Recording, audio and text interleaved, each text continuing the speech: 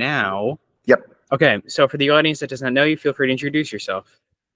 Hi, I'm John Kiriakou, former CIA officer. I'm the CIA torture whistleblower. I also spent some time as the senior investigator on the Senate Foreign Relations Committee, and now I'm a journalist, author, columnist. Yeah, keep busy. So let's get started with a big one. What's the biggest lesson that you've learned having lived the life that you've led? Well, that's actually a hard question. There are several. And I don't mean to be cynical. I don't mean to be cynical, seriously. But trust no one.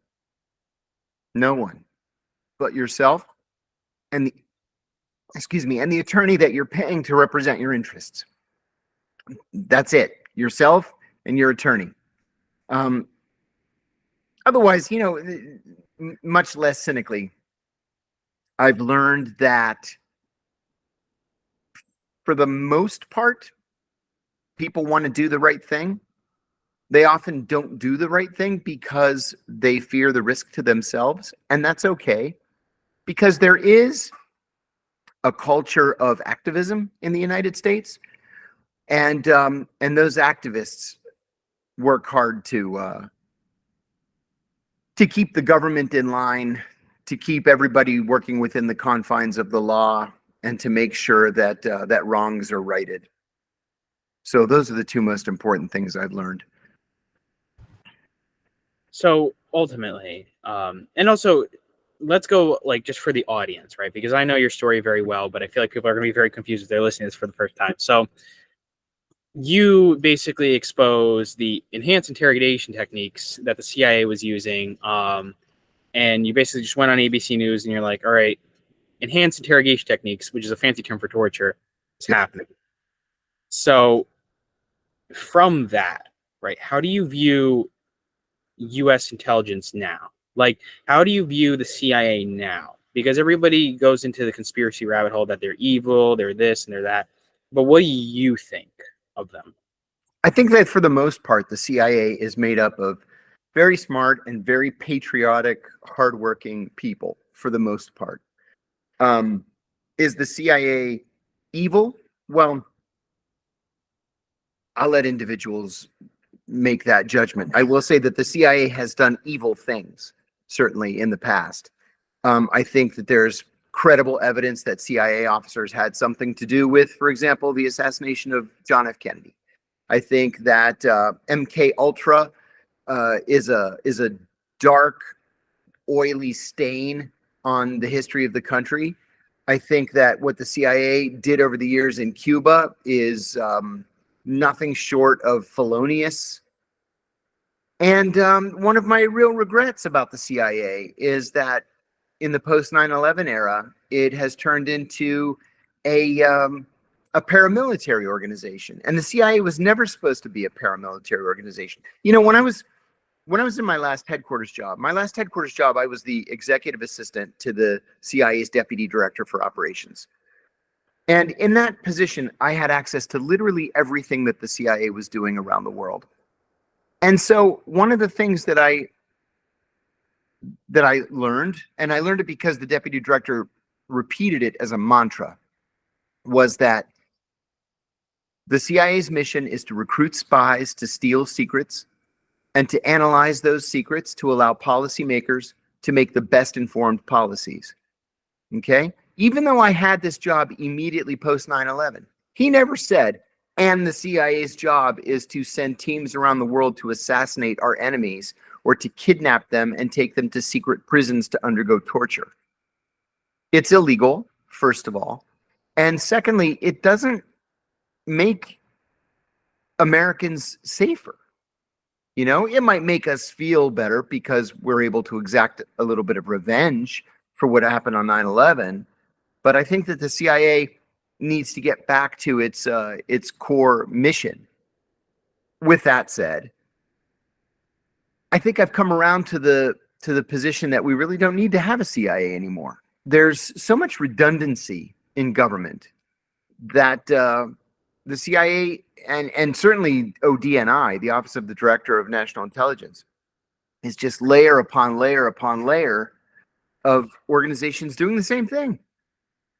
So we probably just don't need it anymore. And that's not like John's original thought. That was actually vocalized first by Senator Daniel Patrick Moynihan of New York in 1976. So it's not like I came up with it, but I've finally come around to it.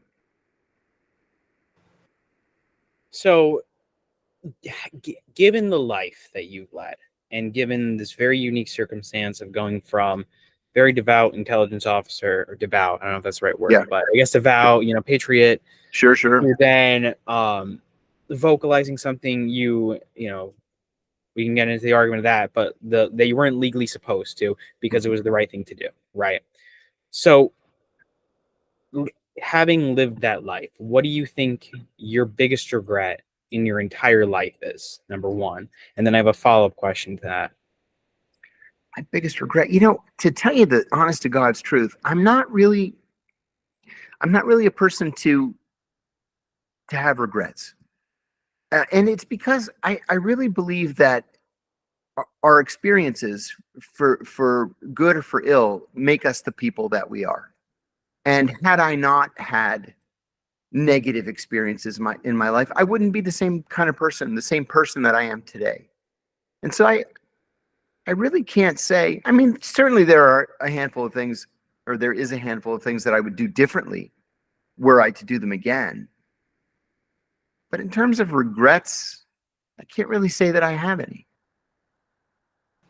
Well, the follow-up to that is, would you personally have rather lived a life where you were never hired by the CIA and never became a whistleblower?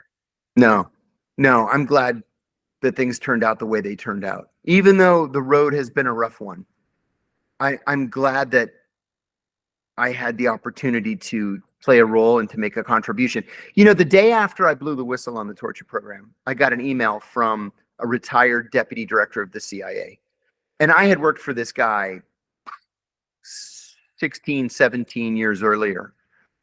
And he said, you've chosen a difficult road, but I'm glad somebody did. I only wish I had had the courage to do it myself. So, I actually saved that email as a souvenir. That really made me conclude that I had done the right thing, regardless of what was ahead.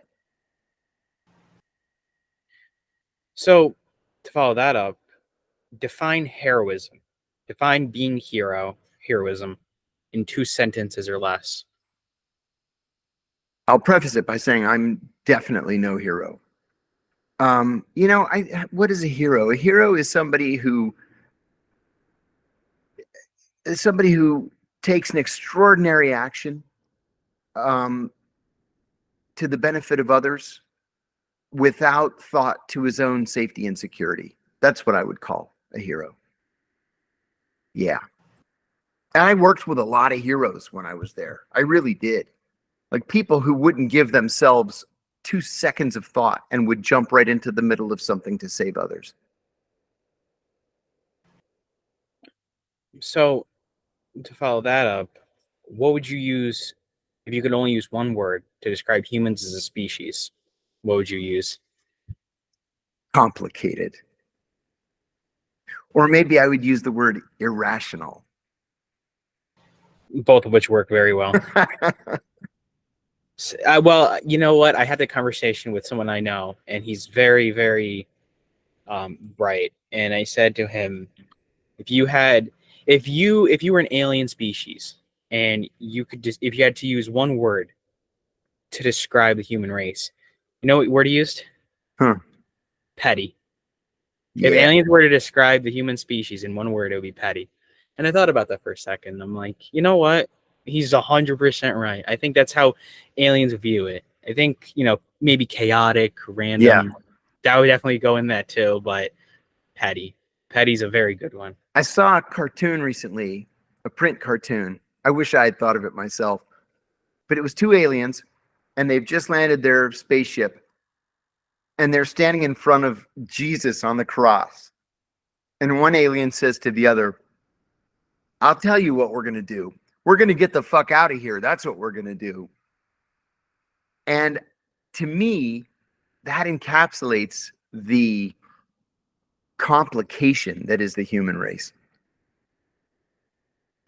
Well, so, I mean, the way I would interpret that, because I feel like I've seen that as well, is that we had a guy who was literally perfect in every way, and humans' first thought was to kill him. Yeah, that's right. Yes. And then all these decades later, you look at his name, and what is it attached to? Homophobia, and bigotry. When all that he preached was that we're one with God and to love one another. You are absolutely right. It's. I think that's the greatest travesty in the life of Christ. I've said this before. I'm like, the biggest travesty in the life of Christ was that in the thousands of years after his death, after preaching nothing but love and acceptance, and how we're all inherently bad in some way, and we've all done something wrong, the best thing that we can do is be fair and forgive one another. And his name is more attached to homophobia and bigotry than almost any other person in history. And that's such a shame. That really is. It's terrible. So to follow that up, so if you had to describe U.S. intelligence in one word, what would it be? Overrated. I was thinking the same exact word. I have a friend with whom I've been planning for a long time to write a book. Very, very senior former government official, former deputy attorney general of the United States. And we've been talking about this book for a long time, to the point where we actually wrote out an outline. And the book would be a history of CIA analytic failures. And the truth is, when you sit down with a paper and a pen, and you start with the creation of the CIA in 1947 and go through all of the major events of world history from 1947, let's say, to the 9/11 attacks, the CIA missed every single one of them. Every one of them. From the creation of the Berlin Wall and the necessity of the Berlin airlift, through the coup in Iran, to the Suez crisis, and the Bay of Pigs and the victory of Castro. I mean, just all the way through history. The entire Vietnam War, the Iran-Iraq War, the Iran hostage crisis, just go all through history. And they got it wrong at every single step of the way. And so the only conclusion really is that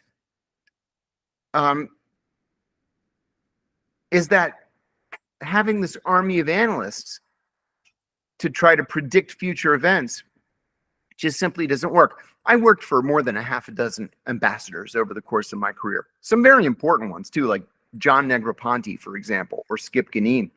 And to a man, they'll tell you that when they're briefed with the President's Daily Brief or with the National Intelligence Daily, they'll read it and then they'll say to themselves, I already read this in the Washington Post and the New York Times this morning.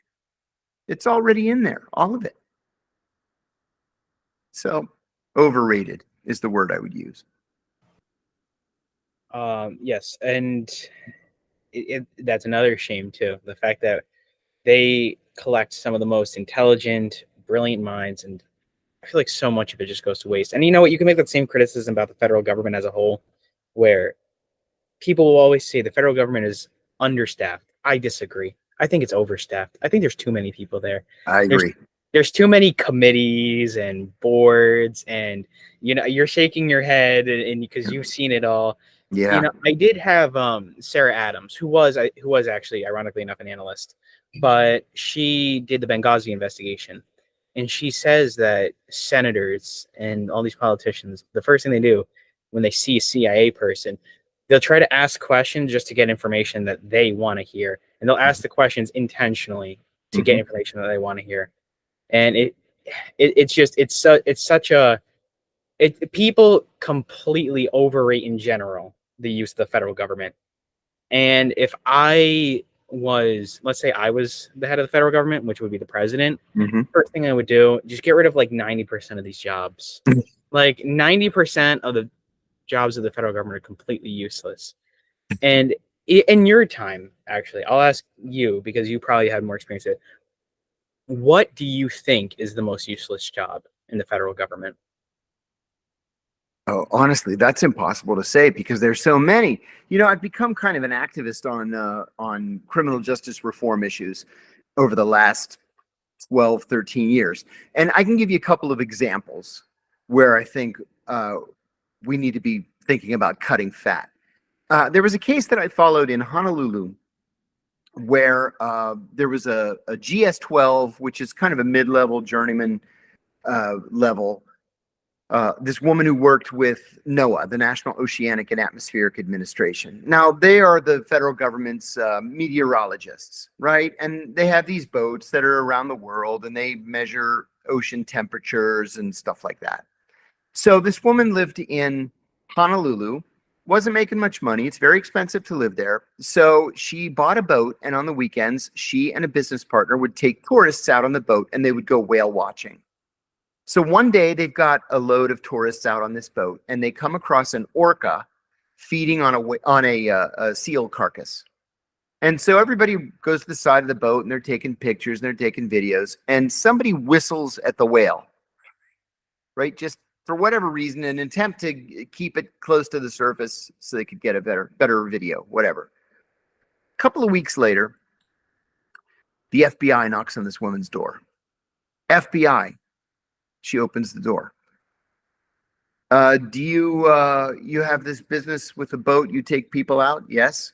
Did you take people out 2 weeks ago? Yes. Did you see a whale? Yes. Did you whistle at the whale? She's like, no. Somebody did, but wasn't me. But she said, you know what? I film these trips and I sell the DVDs to the tourists. Let me get the DVD for you. She gives them the DVD. 2 more weeks pass, and then an army of FBI agents raids her apartment, and they take all of her electronics and all of the DVDs that she's ever made from these whale watching trips. And they finally charge her with 1 felony count of interfering with the feeding of a wild animal, which is a violation of the Endangered Species Act. She didn't whistle at the whale. But this case dragged on for 5.5 years. And finally, to make it go away, she took a guilty plea to a misdemeanor for violating the Endangered Species Act. Okay, but in the meantime, she was fired from her job. She lost her federal pension. She lost her apartment. She lost her boat, her business, and ended up having to move in with her parents in San Francisco. So was that really worth it? Is American society better off because this woman, after 5.5 years of wrangling, took a plea to a misdemeanor because she may or may not have whistled at a whale? There's another case that I followed in Alabama where a fisherman was out fishing, a commercial fisherman, and he was fishing for halibut.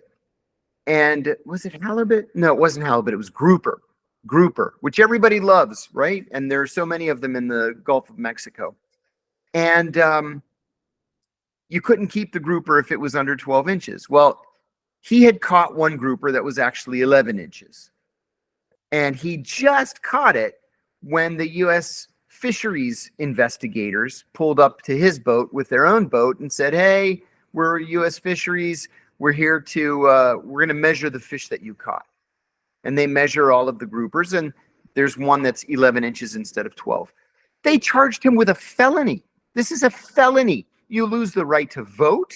You lose the right to own a handgun or any gun for the rest of your life because one of the fish that he caught was 1 inch too small. Now, the fish was still alive, and he offered to throw it back in the ocean. They said, no, you're already caught. You're already caught. You're under arrest. So there are a lot of different places where, we have federal jobs that just shouldn't be. The way I see something like that is more of a fault with prosecution. So, well, and also to investigators sometimes, but yeah, but don't forget, think of it this way too. This is how prosecutors get promoted. They don't Absolutely. they Yeah. don't get promoted by not prosecuting you, right? They don't get promoted by saying, well, we're going to let them slide on this one. They get promoted by making sure that you get the toughest sentence that you can possibly get. Because I know these prosecutors, I know a lot of them, and every one of them sees himself eventually, someday, in Congress or running for the governorship of whatever state or in the corner office at the big A-list law firm. So they are going to do everything they can to make sure that your life is ruined. That's how they get ahead. Yes, I'm very aware of that. It's prosecutors have too much power. They just do. Mhm. It's so. I had this guy on, Brennan Long, right? So he did a lot of cybersecurity investigations in the FBI, and he put a lot of people away. And with him, though, he explained to me that there were cases that he would be working on for 4 or 5 years, and these were actually bad people. And he would bring it to the prosecutors, and they would say, we're not concerned about this. And that's a 4 or 5 year case that this guy worked on, put together piece by piece. And the FBI is, they're very good at building cases. That's like one thing you can always say about them. They're very good because they bring you a case when it's done. Now, when there's like a question of evidence, it's always when it's done, right? It's not like a local cop. The vetting process is much more sophisticated, and you don't really get in through like a family connection usually. It's not like a local cop. You need very, very good qualifications, and you have to be good at what you do for the most part. But then you bring it after 4 or 5 years, like a child porn investigation, and the Right. prosecutor just is like, it's not our priority. We don't really care. And that sucks because a lot of the people that are prosecutors, they typically will go for like gun violence cases or like violent crimes cases, Mhm. which I'm not saying that they shouldn't, obviously, but it's a shame that there's so many. It's a shame that people misunderstand how the criminal justice system actually works, which is that it's the government and prosecution, it's just the government at large, really, is a big game of self-interest Yeah. disguised as a public service, Yeah. right? That's the way I would put it. It's a Yeah. big, Let me add something to that too. A few years ago, I had a job offer that was so good that I couldn't turn it down. So I accepted it. It was for more money than I've ever made in my life, amazing benefits, and it was international in nature. So every 2 weeks, I'm flying all over the world. I was in this job for 6 weeks, 6 weeks, and I realized they're laundering money. This whole business is about laundering money. So I took a thumb drive. I downloaded 15,000 pages of documents. I resigned, and I took the thumb drive with me. And I asked my attorney to call the FBI and tell them that I wanted to report a massive fraud with associated money laundering. He did. Nobody even bothered to respond. Well, both my attorney and I are friends with a former deputy director of the FBI, retired, but still very, very close to the FBI, very well tied in. So we called him and said, hey, can you hook us up with somebody? We've got evidence of this fraud, and I want to report it. He said, sure. So he got us a meeting at the Washington field office. I went with my attorney and the thumb drive, and we went in to meet this FBI agent, and I start telling the story, and we're there for like 5 minutes. And as I'm telling the story, the FBI agent puts his hands up and he says, guys, let me stop you right there. If this doesn't have the word terrorism associated with it, we're not interested. And then that was it. That was the end of it. And then fast forward, let me think, 4 years, a friend of mine and I are having dinner at a restaurant in Washington, and she said, I hope you don't mind, but I invited another friend to meet me here. She's an FBI agent. And I said, the more the merrier. This FBI agent comes, and I got around to telling that story. And she said, oh, that's true. She said, I'm the duty officer this month, and the duty officer handles walk-ins and call-ins, people who either walk in or call in and say that they have evidence of a crime that they want to report. And she said her standing instructions are, if their information is not directly related to terrorism, Russia, China, or January 6th, they are to turn people away. Yep. Yeah. And it's there's so many cases where it's like the FBI just doesn't prosecute because it's not a priority. Or and to add on top of that, I was just having a conversation with actually a mutual friend of ours last night. I'm not gonna say his name, but somebody that we both know. I don't know if it's who you're thinking I'm thinking of, but doesn't matter. Anyways, so I had a conversation with him, and we were talking about the IRS, right? Which is in and of itself, like, that should be the biggest red flag about what I'm about to say. Nobody likes the IRS. No. But, you know, they are the scariest of the government agencies, as everybody likes to say. And, you know, in this conversation, I started to realize why people truly hate the IRS. So he explained to me, he's like, his wife, I think, forgot to send like $700 check to the IRS, which I don't know why she forgot, or she didn't believe that she owed money, something like that. And so she didn't want to. And then he's like, no, mail that check now. And then she's like, but why? And then he's like, I'll put it to you this way. If you don't mail that $700 check, you know, our daughter's car that is leased in our name is going to be taken away. Our house, our, you know, so on and so forth. Anything that the IRS wants, they will take. And he's like, now our entire lives are not worth $700. So just mail that check now. And then she immediately complied. But I realized the reason the IRS is so truly terrifying of an agency is because where the FBI might need to prove all these long lists of allegations and charges, right, the IRS only needs to prove one thing. You did not give the government its share. And that is so easy to prove, right? That you made that money.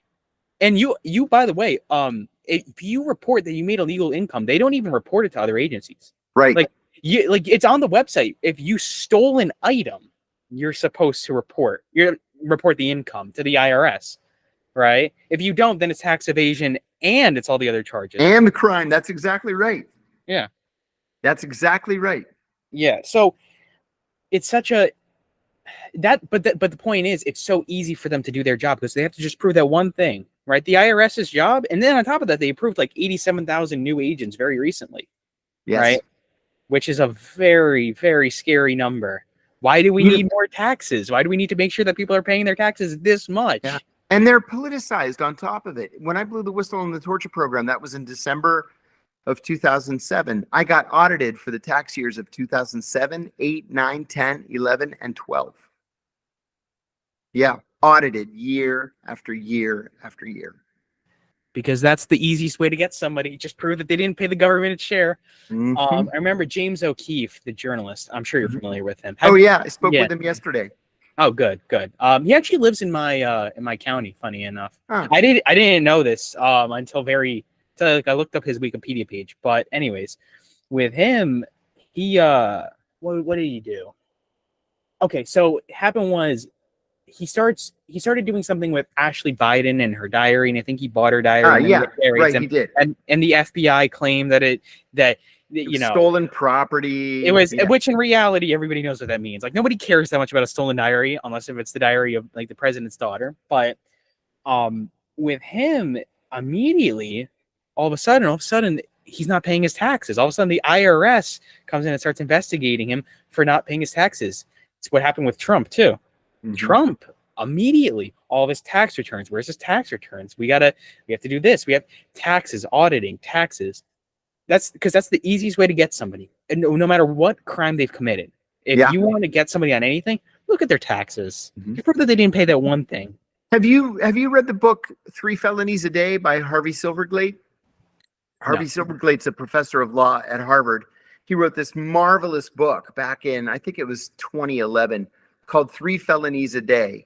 And he says that we're so over criminalized in this country, over legislated, over regulated, that the average American on the average day going about his or her normal business commits 3 felonies every single day. The point being, if they want to get you, they're going to get you. And there's almost nothing you can do about it. I'll put it to you this way. If Well, also too, I also want to add one more thing to that is when people say they, and this isn't anything against you, it's everybody that uses the term they. When people say they have to be very specific. People that use the term they, including myself, because I've been guilty of saying it before. So, because that's how you prove, that's how you truly understand something. You get very specific. That's what I like to think. So, when people say they, it could be a number of people. It could have been a guy who called in a favor from a guy, and Right. They just want to screw this one guy over. In your case with the whistleblower, being the whistleblower enhanced interrogation, I believe it was it Obama who personally asked for you to be surveilled and for the case for you to be opened up again? It was John Brennan. Okay, so he's the director of the CIA under Obama, but Right. That's still the cabinet. Same idea. So who did he ask? Did he ask the FBI? He asked Eric Holder directly.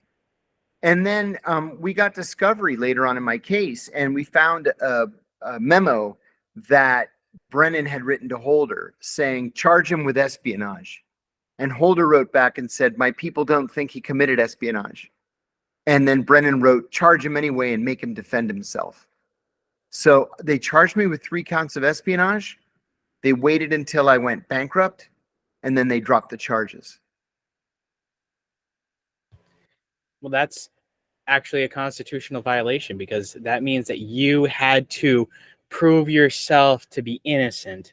That's right. That is by definition a constitutional violation of your rights. You're absolutely right.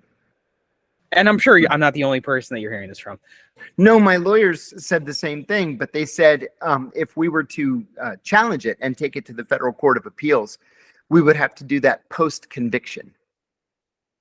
So take the deal they're offering or roll the dice. So having lived through a lot of the corruption and self-interested actions of the government firsthand, right?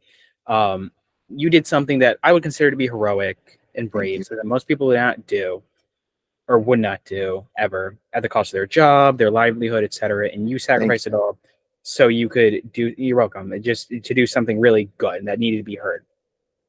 So, as somebody that was at the hands of these different agencies, and you learn how favors kind of operate and control the government, and favors and self-interest. I always use the word self-interest because that's the best word I can use to describe it. Mm-hmm. Selfish nature, what did you learn about who the CIA really answers to and who U.S. intelligence really answers to? Yeah, that's a good question. And maybe it's easier, not even easier. Maybe it's more appropriate to say who the CIA doesn't answer to. It doesn't answer to the congressional oversight committees. It pays lip service to the congressional oversight committee, certainly. But with most administrations, most, but not all administrations, it will answer directly to the president. If the president happens to be somebody like Donald Trump, it just pretends he doesn't exist. In which case it answers really to nobody. Maybe to the National Security Advisor if that person is a professional, strong person. H.R. McMaster, for example, under Trump, or even John Bolton. As much as John Bolton and Trump hated each other, the CIA worked closely with John Bolton.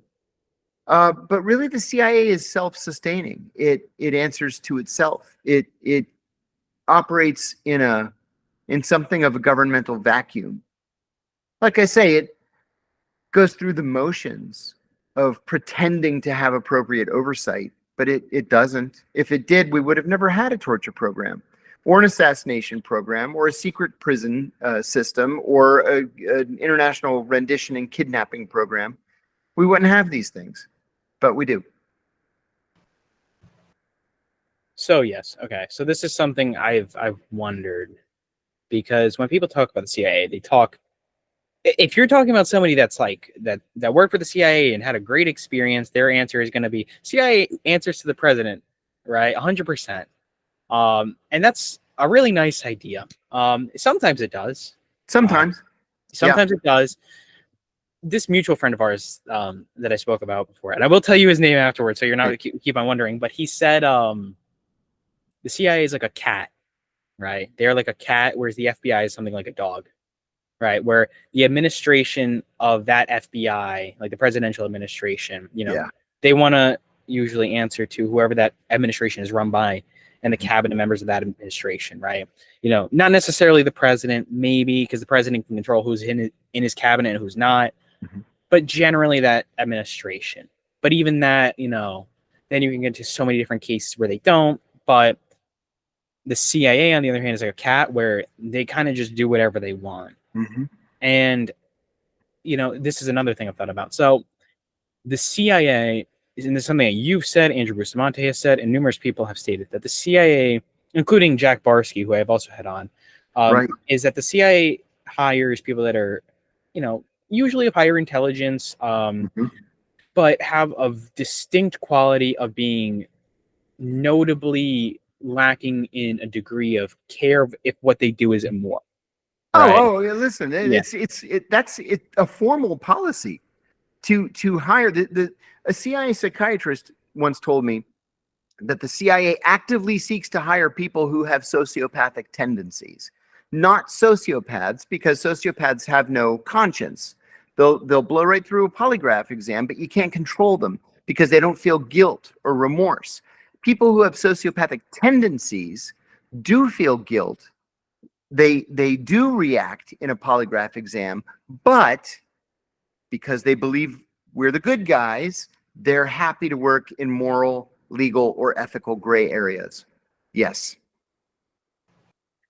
So yeah. So much of the problem with the CIA is the fact that any form of administration or oversight or whatever you want to call it, control of the CIA has in a way been corrupted. Isn't the right word. That's too that's not the right word, but it's very close to corrupted. It's been like if you had like sandpaper and if it was something clear originally, it's like you're roughing it up like with sandpaper. That's how I would explain it. Not corrupted, but just damaged, like Yeah. worn down and slowly influenced by the CIA itself. Right. Right. And it functions in many ways like every other government agency, but with one major flaw, which is that it can do whatever it wants. That's the nature of the agency. Mhm. And all the people within that agency have to be willing to do whatever they Mhm. want. Mhm. Right. Yes. So I feel like the problem with it, and I'm also going to say this, I think that there should be a CIA. I don't think there should be the CIA. Right. I don't think that there should be an agency where we're intentionally hiring borderline evil people and with no restrictions. Those two things, I think I answered my own question. I think, or not my own question, but I'm talking as I'm thinking. So I think if you combine a group of intrinsically, evil or uncaring people, borderline sociopaths, borderline evil people, and you pair that with laws that protect them and say that they're allowed to do whatever they want, so long as it's in the interest of national security, which then is such a vague term. So then you begin to wonder, well, this agency is built off of lying, Right. hiring bad people. The public can't know anything about it, which is, secrecy and lying go in hand. And then on top of that, they're legally allowed to break any law that they want. I think it's under Title 50 of the U.S. Yeah. Code. Yeah. The question is, what type of agency does that bring about? Yeah. A rogue agency. And every few, decades, it needs to be reined in. And, where it was reined in a big way in 1975, 1976 with the Church and Pike committees. And then again to a little bit of a lesser extent in the 1980s near the end of Bill Casey's tenureship as the director. It just hasn't happened since then. I mean, post 9/11 would have been a great time to just clean house and start from scratch. And they doubled down instead.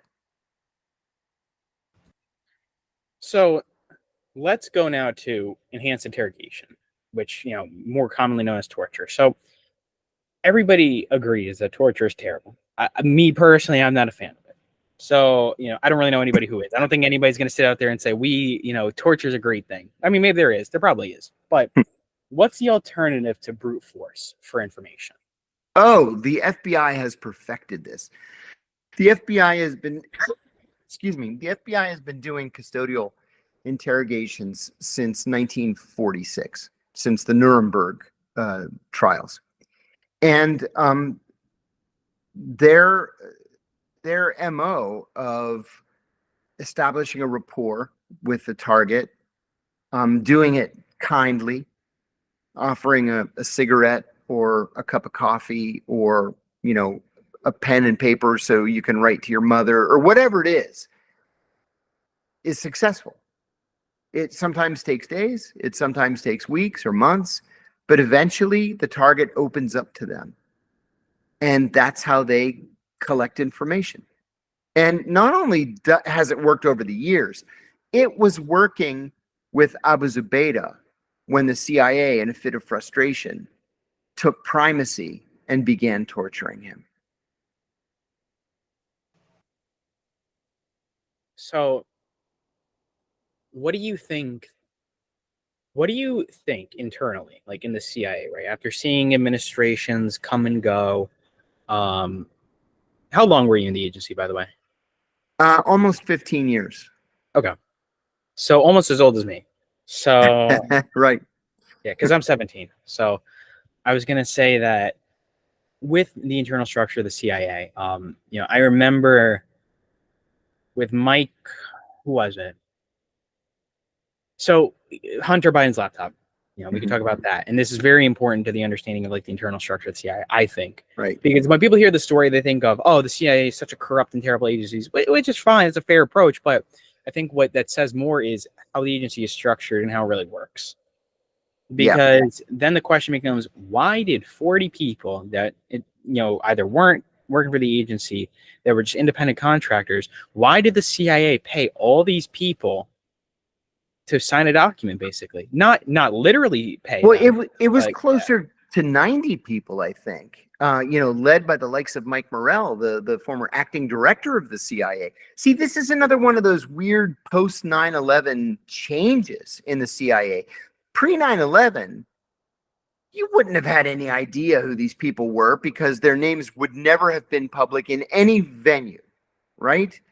Now they're all on, MSNBC and Fox and CNN, and they're writing memoirs and they're writing articles and they're being interviewed, and, they're doing guest spots at the Council on Foreign Relations or the Atlantic Council or the German Marshall Fund. They're everywhere. You can't get away from them.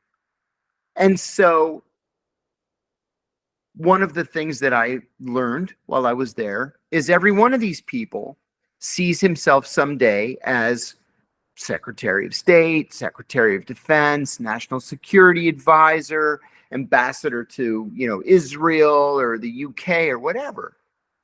And so they decided they were going to get on the right side of this president.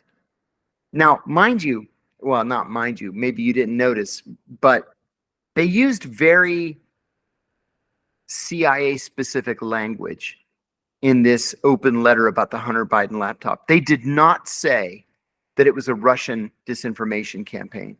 They said it bore all the hallmarks of a Russian disinformation campaign. See, that's their little out. They can say, well, we never said it was the Russians.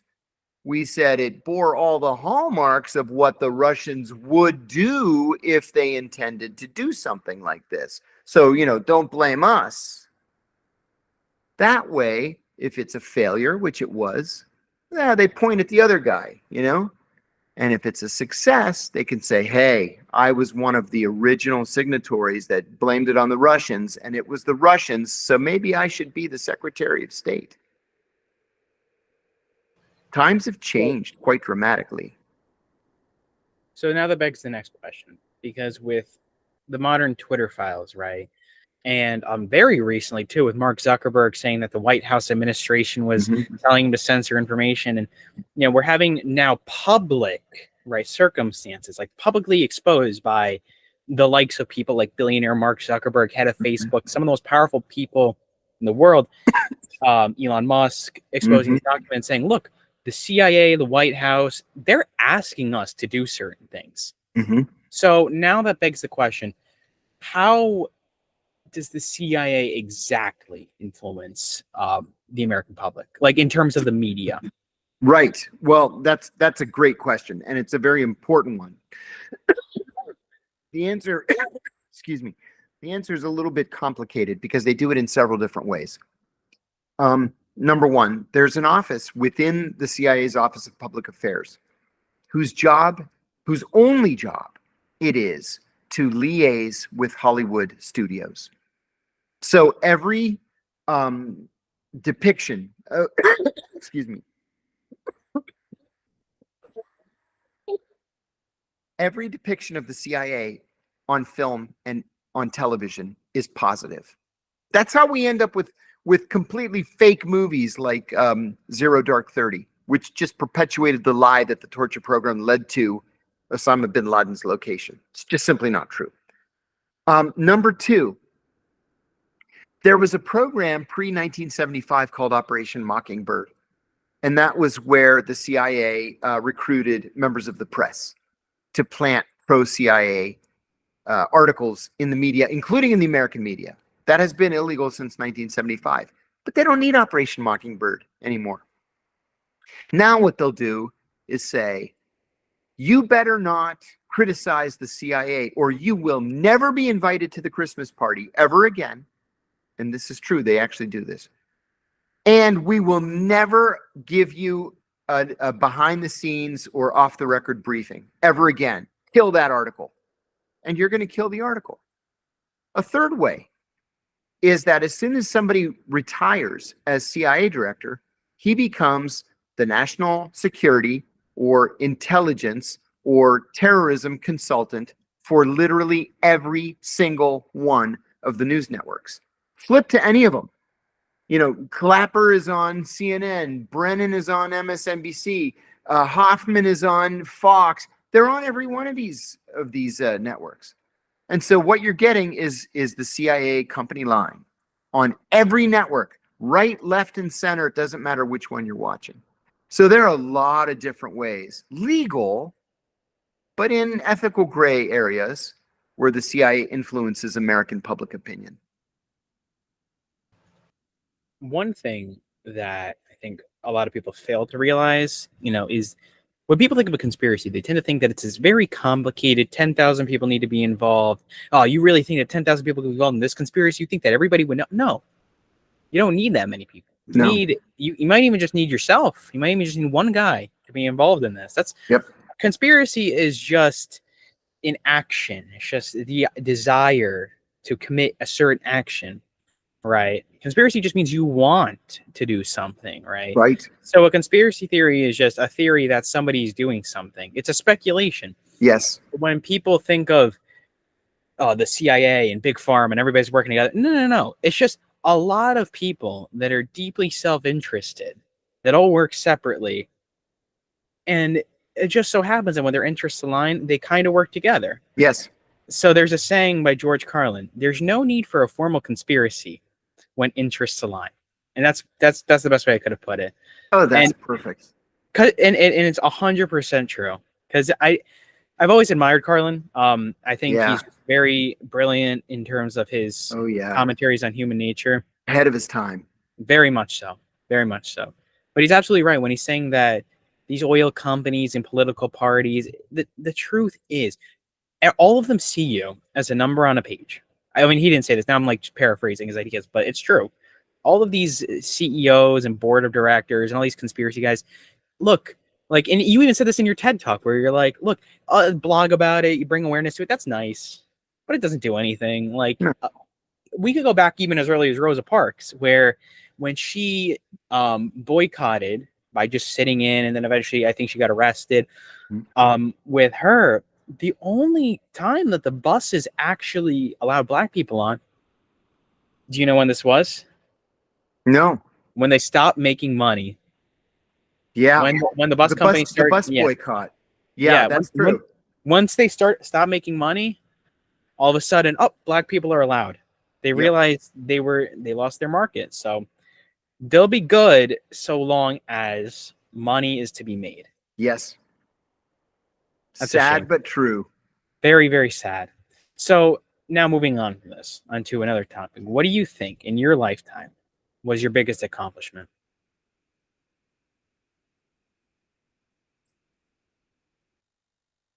You know, years ago, I would have said that the capture of Abu Zubaydah was the highlight of my professional life. And now that is just simply not true. You know, 6 weeks before I was released from prison, I called my wife. I was allowed to call my wife every other day for 15 minutes. And so I called her one day in December 14th. And I said, "How was your day?" And she said, "It was great." And I said, "Really? Great? Why was it great?" And she said, "Because the torture report was released today. And John McCain stood up on the floor of the Senate and said that you had provided the American people with a great public service. And it proved that everything you said was true." And I think that's my greatest accomplishment. John McCain said that the American people would never have had any idea what the government was doing in their name had I not said something. And then he credited me with being with being the impetus of passage of the McCain-Feinstein Amendment. That's what I'm most proud of. Do you believe that let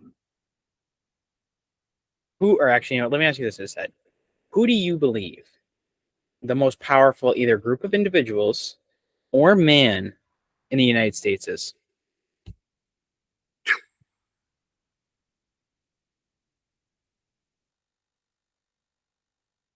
Well, that's tough. I think we should not underestimate the power and long reach of our billionaire CEOs and corporate leaders. Yeah. I mean, you could say whoever happens to be president at any given time is powerful. Of course they're powerful. Of course they are. But in terms, excuse me, of unregulated power, I mean, even 20 years ago, billionaire CEOs were not household names. 20 years ago, we didn't have Elon Musk's and Mark Zuckerberg's and Sergey Brin's and, all these, Larry Ellison's and all these multi-billionaires.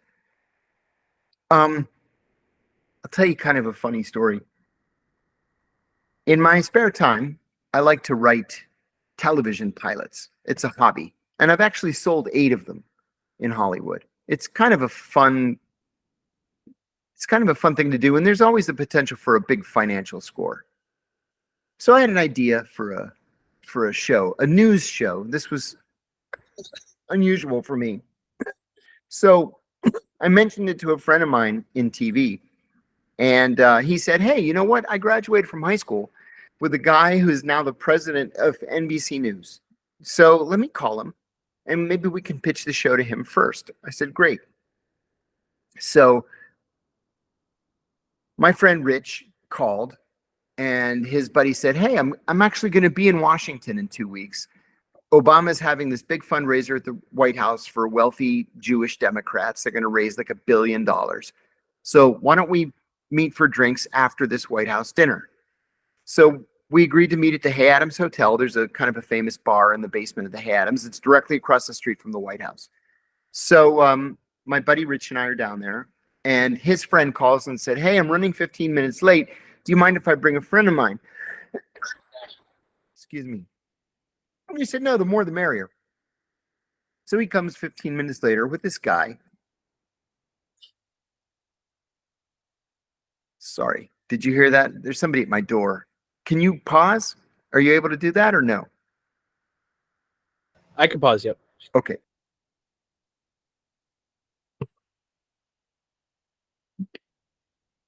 Sorry. You're all good. Thank you. I'm just making 2 notes. Okay. It's 5:56.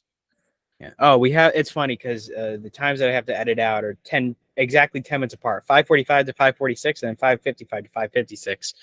Sorry about that. All good. Yep. And my coughing fits. So anyway, are you ready again? Yeah.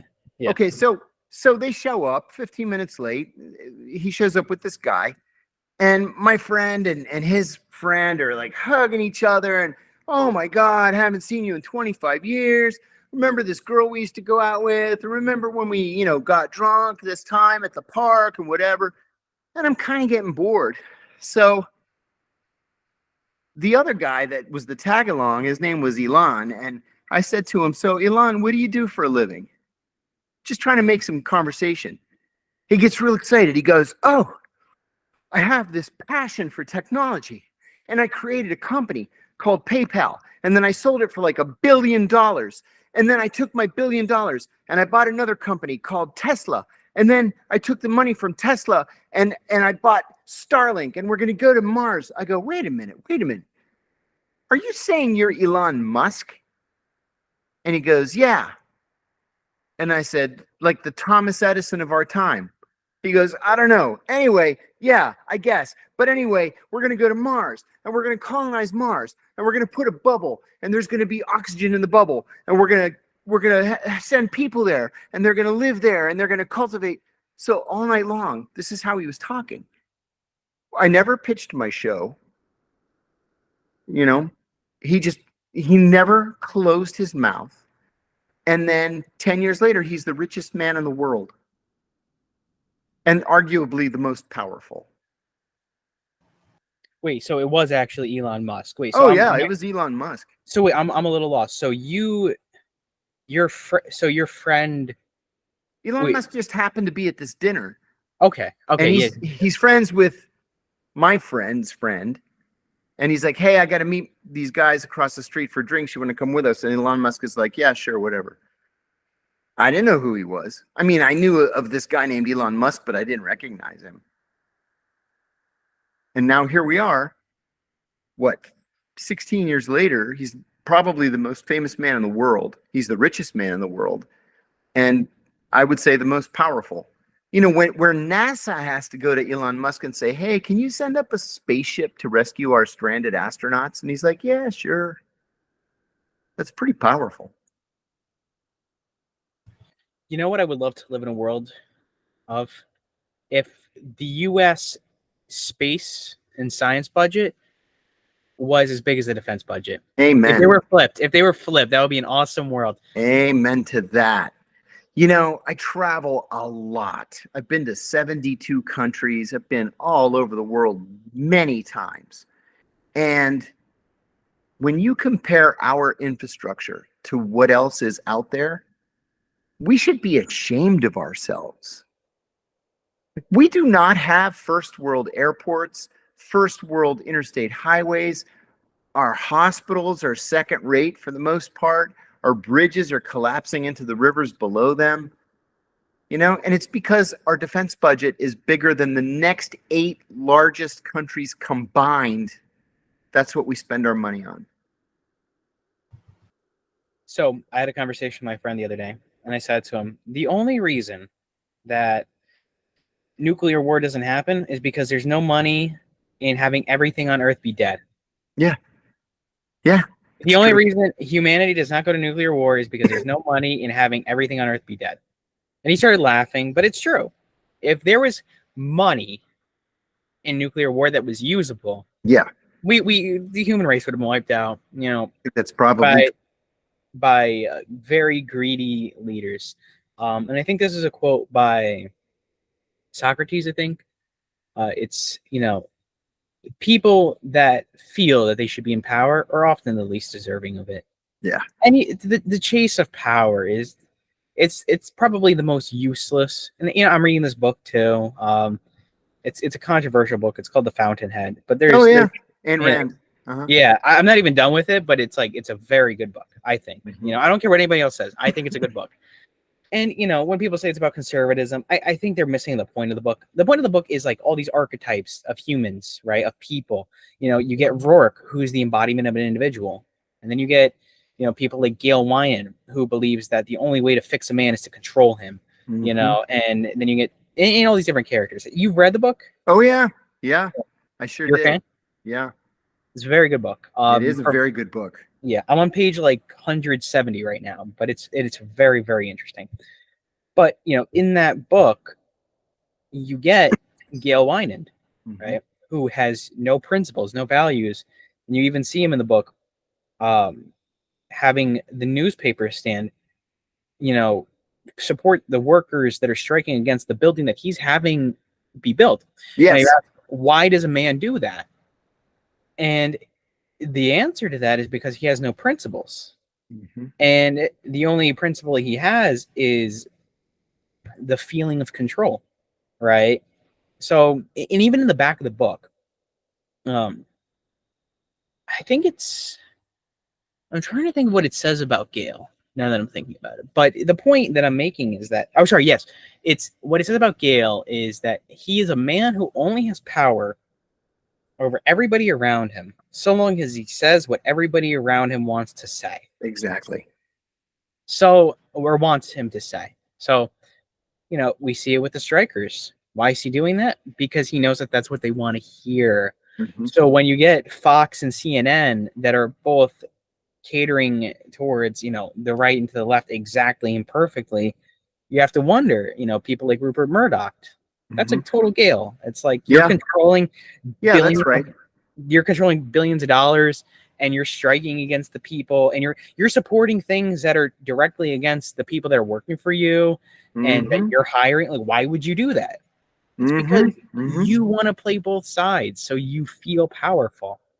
But then you get Rourke, who, if you read the book, he's an individual. He doesn't need to be told what to think and to, and again, people will always talk about this as the conservative Bible.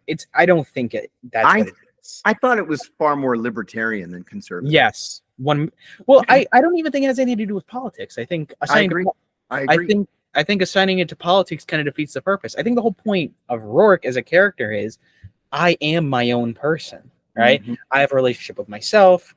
I know what I want for my life. I'm one with my passion, and that's Ayn Rand's ideal of a man, right? Yeah.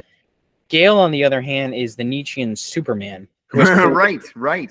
who has Yes. created his own principles and values. And as a result, sure, he has power, and that's his only principles, power, but it's like this endless, bottomless pit of a soul that he's made for himself. He's a tragic hero, really, because I think there's a point where he's on a balcony saying, the only way to control man, like, you have to control people. But it doesn't, you have to understand that control really means nothing in the end. Like, Mm. all the most powerful leaders, and I know I'm going on a tangent, but there's one story by Diogenes. Do you know who Diogenes is? Mhm. Of course. Yeah, I'm great, Greek. great. Yep. So Diogenes, the father of cynicism, if you want to say, there was a very great story about him. And I think there's two, but there's that I really like, but there's just one that I really, really like, which is Alexander the Great comes up to him and he's like, "What are you doing?" And or some like great ruler comes up to him, and because he's in a pile of skulls, and Diogenes is searching this pile of skulls, and he's saying, "Oh, I was searching for your father's skull amongst this pile of bones of slaves, but I couldn't differentiate the two." Mhm.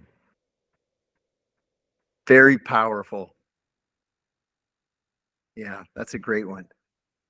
It is. Well, what have you learned about people in power? What have you learned about what drives people like, Gail in the story, or, Yeah.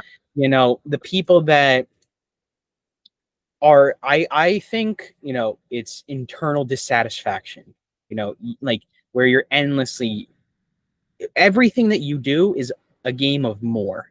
But Yeah. what are your thoughts on what drives the people that are in I position? found that to be true. Listen, the pursuit of power is a pursuit in and of itself, to its own ends. I worked with people. I'll give you an example. There was a guy hired about a year after I was. Now, I had gone into the CIA with a master's degree and I had finished about half my PhD coursework. He came in with a PhD. So I was hired as a GS 9 and he came in as a GS 11. And he had been at the agency for all of like a week. And I went to a dinner party and he was there and I said, how are you fitting in now that your first week is up?"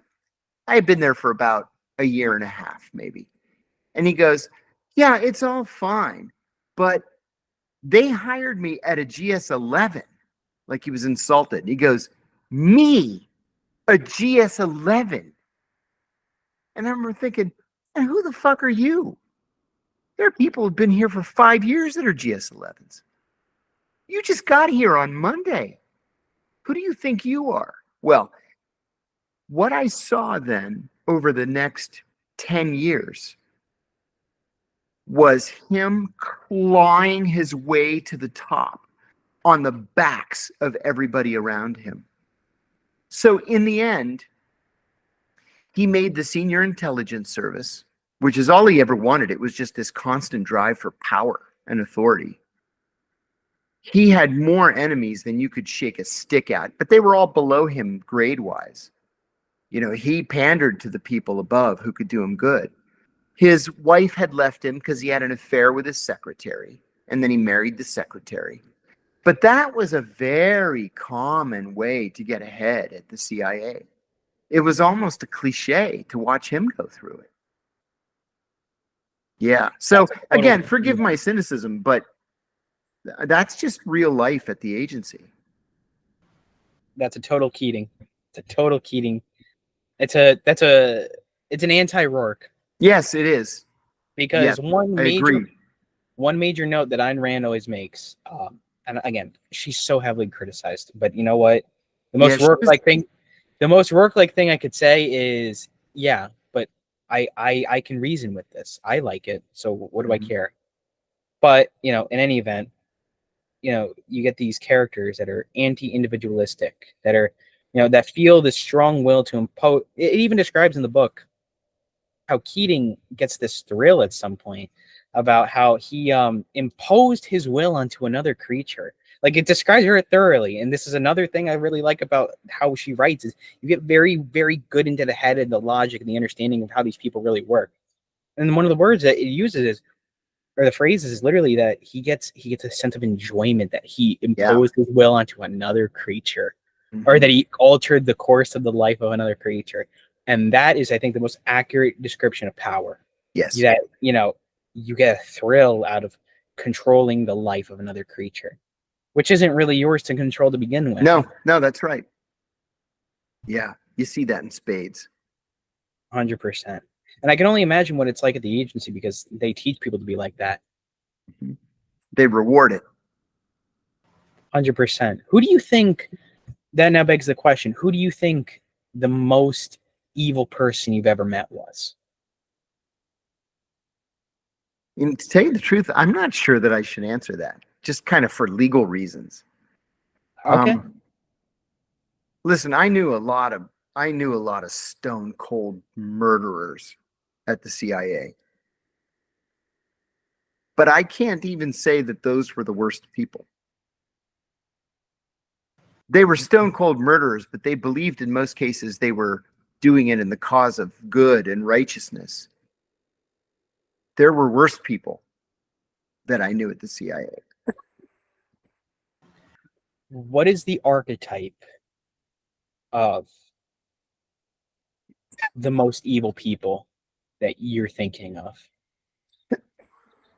It's people, you know, I said that the CIA actively seeks to hire people with sociopathic tendencies. The downside to that policy is that you're always going to have sociopaths slip through the process. Lots of them. Lots of sociopaths. And those are the ones, because they have no conscience, that end up in leadership positions. And that's the problem. Because it's not just that they're running operations against the Russians, the Chinese, the, you know, North Koreans, the Cubans, whomever. They're running operations against you to make sure that you're not going to pose a threat to them professionally. To make matters worse, the CIA culture is such that the agency strongly encourages CIA romances because you're both cleared. And so you can talk about work. The CIA at the very same time has the highest divorce rate of any governmental entity. It's over 80%. There's a reason for that, because when sociopaths marry each other, they can't help but to cheat and to lie and to connive and to steal. And that is not what a successful marriage is based on. It is the complete antithesis of what a good organization would be. The complete antithesis. That's right. The diametric opposite. A good organization, in terms of American democracy, would be one which is highly transparent. That's the first word I would use. Highly transparent. Number two, cares very, very deeply about all people equally. I'm sorry, because that's equally is a very, very strong word. And I have to be careful how I use it, but fairly. It cares about people fairly and necessarily, right, according to the needs of the people. And I would say that it would hire people that complete the full truth and nothing but the truth, right? I had a conversation with Jim Lawler. He even told me, he's like, "Oh, Jim Lawler? Yes, Jim's a good guy. A good guy. Yeah. And one thing I'm supportive with him is that he's like, look, dude, like, you don't need to torture people. You don't need to, like, he's like, the best information I've ever gotten. I've had people flip in like 15 minutes and just say, okay, yeah. And you've had it too. I have too. Yeah. I've met many people who've done it that have just gone, hey, look, dude, I see you're kind of lonely. I see you're not really liked here, because that's what he would say the profile is. You got to get people that are not liked, or, have some grudge against the agency, and then you just work from there. But it's such a shame how just the organization, not the entire organization, I should be very careful with that. It's this 15 or 30%, I would say, that has that does just the most corrupt and insane and just evil and bad things that you can imagine. Just things that are completely abhorrent. And every time the American public finds out exactly what they are, everybody's in shock, and then nobody cares, and then everybody goes about their day. And it's all such a shame. Like it really is. It's some of the most power that in America, right? We have, everything between. There was even a politician yesterday I saw where he hired a hitman, I think, or something like that. He murdered investigative journalists. In Las Vegas. Yeah, I think that's Las Vegas. Yeah. Yeah, it was Las Vegas. This is America, where we're having like third world problems. We're having political assassinations and like arresting our former leaders. It's insane. Yeah, agreed. So I want to end this off with a positive note, and then I want to talk to you after the show. So what advice do you have for young people? Listen, I'm a realist, and I know that the CIA is not going anywhere. So my advice for young people is, if you have an interest in intelligence, in international affairs, in terrorism, and you want to have a direct impact in how policy is made, join the CIA. When you get to around year 10 of your career, you're going to realize that you're in a position of authority. And so you can make positive changes from inside the organization. I say go for it. That's the advice that I would give. All right. And with that, we'll stop recording. Any final words before the show ends? No, thanks for taking the time. All right. No problem, man. You're welcome back anytime. All right. In 3,